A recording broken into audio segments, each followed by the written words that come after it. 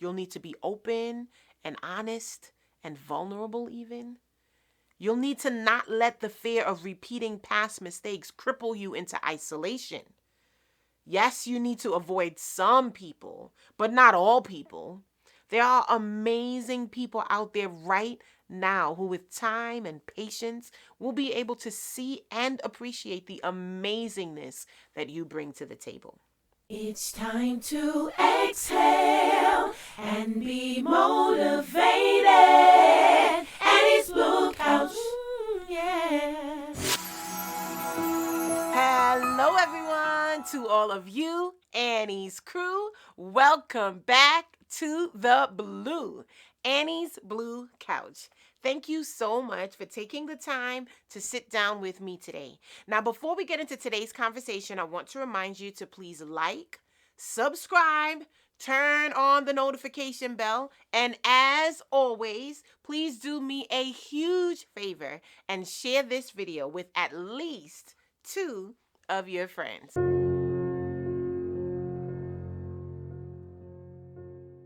In the era of social media, we are living in a world that seems perfect, and many people are creating standards for themselves that emulate the same perceived perfection. But the perfection presented isn't real.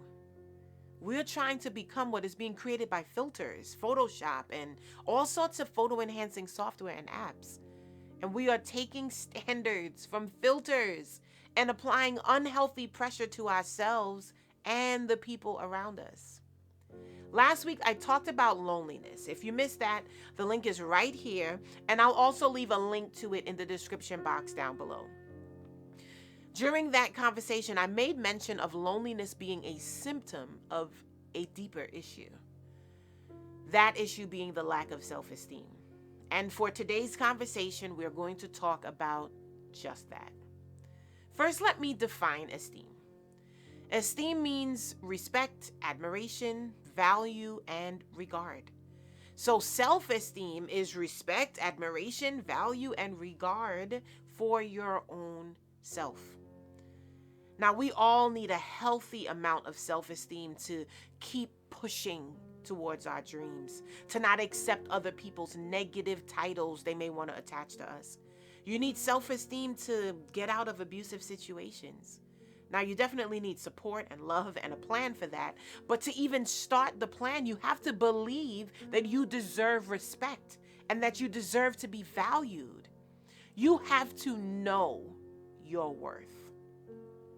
So I have a couple questions for you. Are you constantly looking for reasons to feel good about yourself? Do people's opinion of you stop you from pursuing your dreams? Does the word no cause you to feel extreme rejection and make you immediately feel like giving up on life when anyone tells you no? If you answered yes to any of those questions, well, this video is for you. You may be suffering with low self-esteem. And I want to help you get free from that weight that's holding you down and keeping you from being who you were born to be. Now, let me just briefly interject something here. You may have heard of the name Ian Bernardo before. If you didn't, well, let me introduce you to him. Ian Bernardo went viral for his American Idol audition. Listen, this kid has no issues with self-esteem, at least not in this moment. When Simon Cowell told him he was horrific, he told Simon he was going to call National Geographic and tell them that the dodo bird was no longer extinct, that in fact, he was with the dodo bird now. I'm calling National Geographic to let them know that the dodo bird is not extinct. It's in there. And his name is Simon Cowell. Every time I watch this kid, I die of laughter. I bring this up to say that self-esteem, or the lack of self-esteem, low self-esteem, often has nothing to do with actual ability. I know you've met someone who you thought was absolutely amazing at something, and they really truly didn't believe it, and even beat themselves up about it. And then you have the Ian Bernardos, whose self-esteem is so out of whack that they are living in their own reality. I exuberate fantasticisms. I'm amazingly talented. I'm great. Nothing that anyone does can ever bring me down. Self-esteem isn't not acknowledging your flaws and mistakes or whatever shortcomings you have. Self-esteem says those things don't have to cripple me or cause me to isolate. Self-esteem says work on what needs work and appreciate your whole self. So let's get into my 6 steps to overcoming low self-esteem. The first step to overcoming low self-esteem is identify the negative mindset you have towards yourself. You may have had this mindset from childhood. Maybe a parent or a teacher never, ever validated anything you did or even criticized everything you did. Therefore, you have a mindset that you do nothing well. Or maybe this mindset started as an adult because an employer ridiculed you for failed attempts on projects, and you have attached to yourself a mindset that you are stupid or that you can't successfully manage tasks. Or a big one, you fell in love with someone who spent a lot of time manipulating you, and by the time you kind of realized what was happening, you were convinced that no one else would love you or could love you for that matter. This step of identifying your negative mindset may be painful, but be honest with yourself. Now, you don't have to know the solution at this point in the process. This step is only to identify the negative mindset that you have towards yourself. Now, once you've identified the negative mindset, you'll need to move on to step 2. Step number 2, identify any positive things about yourself. Now, these things can be totally left field. They can be huge or minuscule. But there is not one single person alive today that doesn't have something positive they can recognize about themselves. You may have never taken this step before, so it may take a little time to figure out the answers here. You see, when you spend all your time agreeing with the negative about yourself, you start to forget the positive. But this step is critical because no matter what others say about you, if you cannot see good for yourself, it will be hard to turn low self-esteem around. So really think about it. It may be something you think has no value in the world, but if you do it well, it's important to put it on your list. Are you trustworthy? That's something positive. Do you organize things well? That's a positive thing. Maybe you know your neighborhood really well, and if anyone came to you for directions, you could help them find anything in your area. Maybe you can really cook. Maybe you speak a second language. Maybe you know how to sew. Listen, take the time you need here. Give yourself permission to think positively and make a list identifying any and every positive thing about yourself. So now that you've identified both the negative and the positive mindsets towards yourself, it's time to take a closer look at the people around you. This next step is all about your current relationships. Step number 3, examine and identify how your current relationships make you feel. Listen, as I said in last week's video on loneliness, people need people. Now, of course, there are times in life where you need to spend some time alone, but in general, we need relationships. No one has everything. No one can do everything. No one is perfect. We need each other for balance, for love, for filling in those gaps, for so many things. And in this step, you are identifying how relationships make you feel as it pertains to what we just talked about in steps 1 and 2, your positive and negative mindsets. For every relationship, you're going to have to ask yourself these questions. Does this relationship fuel my negative mindset or fuel my positive mindset? Does this relationship bring me joy or bring me pain? Does this relationship create a sense of comfort Or does it induce panic and fear? Listen, it takes courage to be honest about how our relationships make us feel. This step is not about blaming. It's not about justifying. I'm not asking you to explain why certain people make you feel the way that you feel. This step is simply identifying that there is a general, consistent feeling that comes to the surface in the presence of others. Have you ever met someone for the first time? You know nothing about them and you get a vibe, be it good or bad? Well, if you can get a vibe from a stranger, don't self-sabotage this step and be dishonest about the vibes people in your circle give you. Write down their name, write down their vibe. And let me plug here that healthy relationships have balance. The people I call my friends don't only tell me what I want to hear. It's important to understand that because someone is honest with you about your attitude or a decision you made, and that honesty is not in your favor, that doesn't make that relationship a bad relationship. People who truly care about you know how to tell you when you're wrong. And it's not in a way that bashes you or makes you feel less of a human.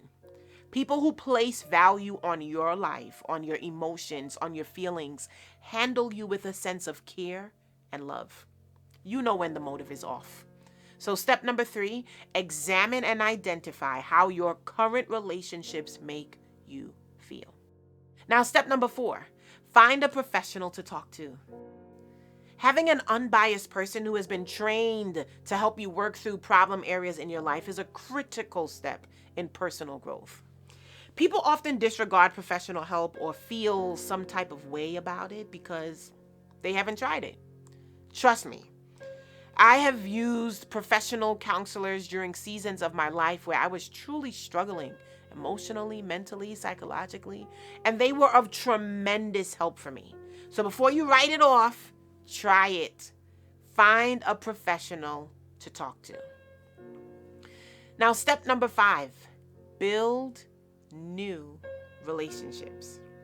I know you just said, easy for you to say, Annie. And I'm not even going to front. This is totally easier said than done. But you can do it.